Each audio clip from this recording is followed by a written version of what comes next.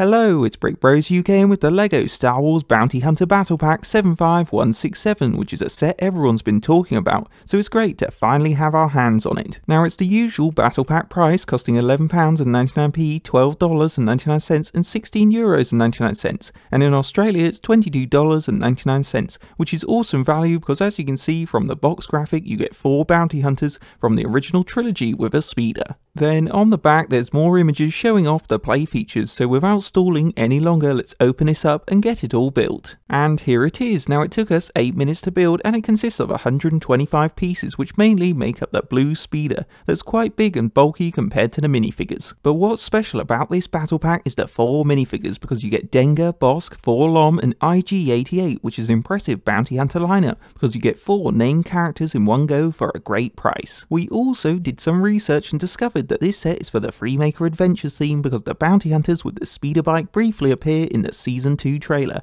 so this solves the mystery of why we're getting all 4 together. But it's also a win-win for original trilogy collectors because all the bounty hunters appear together in The Empire Strikes Back on the Super Star Destroyer, so seeing that it's all about the minifigures, let's start by getting a closer look at each bounty hunter. And first up is Dengar, who's the same minifigure from last year's ECLIPSE fighter set, so he's not new but he's still good to get if you need him, because his brown and white outfit looks good with the nice armor printing on the torso. He also comes armed with a stud shooter like most battle pack minifigures and has a brick built backpack. But the best part of Dengar is his white bandage hat and the single faced head which has bandages printed around it, so overall even though Dengar's not new, he's still a quality minifigure we like. Next up is IG-88, who previously came in the UCS Star Destroyer set, so like Dengar it's good for collectors, he's available in a smaller set. Now his headpiece has new and improved printing which is nice to see, but his body is still a dark grey droid body and he's armed with a stud shooter. But to improve the droid they clipped a large blaster on his back for extra firepower which you could swap for the stud shooter. So overall IG-88 is just a droid, but with his new printing and blaster he's a great improved version of the bounty hunter.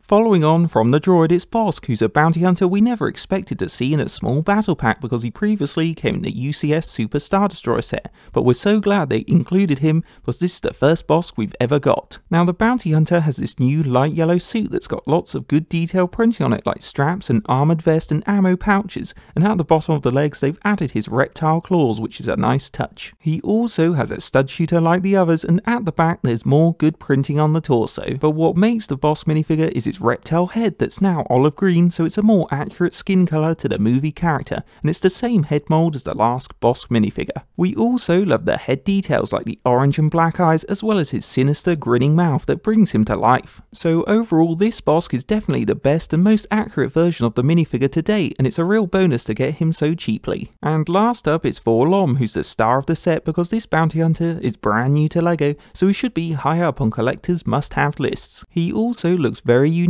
and interesting with all the protocol droid printing on his gunmetal legs and torso, and he comes armed with a stud shooter. Then at the back there's more protocol droid printing that finishes his body off nicely. And like Bosk, his unique silver headpiece is the best part of the minifigure because it's been made just for him and it looks accurate to the movie bounty hunter's weird bug-like droid head with the mask moulding on the side and at the front. Then to complete the head it's got 2 large round bronze eyes on either side that have extra specs in them to complete their design, and it's a cool memorable headpiece. So overall, like many fans, we are pleased to finally see a LEGO 4 Lom minifigure, plus feel LEGO did a good job at making him accurate to the movie character. Moving on, it's time to check out the speeder bike, which is quite big plus well designed. We also like its overall grey and black construction with light blue parts added in to give colour to the vehicle. Now like most Star Wars speeders, it has 2 forks at the front that have 2 movable plates for flaps, and the blue plates stand out well against the black. Then further along from the forks, the speeder has 2 big round blaster cannons that have trans blue cone bricks in each one for fire. And in the centre, the speeder has a blue sloping panel in front of the clear windshield to create a nice looking front to the cockpit area, which has also been decorated with blue slider plates on the sides to break up the plain grey to leave a smooth finish. But it is a little bit boring in the driver's seat because there's just a modified dark grey plate for the controls,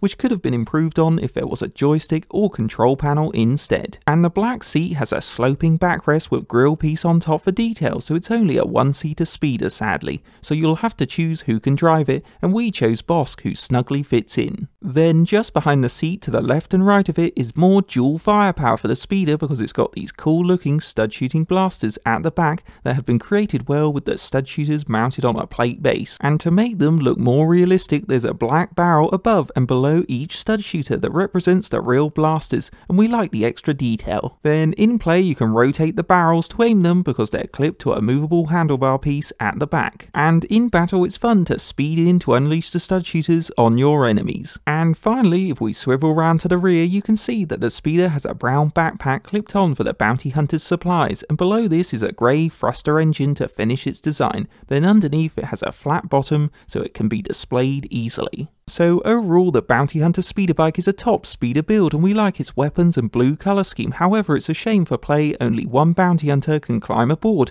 but we guess the others could clip on with their hands and hold on for a bumpy ride. On a final note, the Bounty Hunter speeder bike battle pack has for us lived up to its hype, which is why Breakbros UK is giving it a brick rating of 5 out of 5 bricks. Because it's so rare to get all named characters in a battle pack, but what really makes it special is they're all original trilogy Bounty Hunters, so it's great value to get all of them in one go. And design wise, what pleases us most is that LEGO didn't skimp on printed detail because you get the latest Dengar as well as an updated IG-88 and Bosk, which will please collectors. However, for us and probably for many of you, the real draw is Forlorn because he's new to LEGO plus has a great accurate droid body with cool unique head, so will definitely go down well with fans because he's worth the battle pack price on his own. We also like the speeder that functions well in play, but to be honest it's all about the bounty hunters, so overall we'd highly recommend this battle pack because it's the best battle pack we've ever got and it will take some beating. Hope you enjoyed a Breakbros UK LEGO review, and don't forget to check out our channel for more LEGO reviews and like, comment and subscribe to Breakbros UK.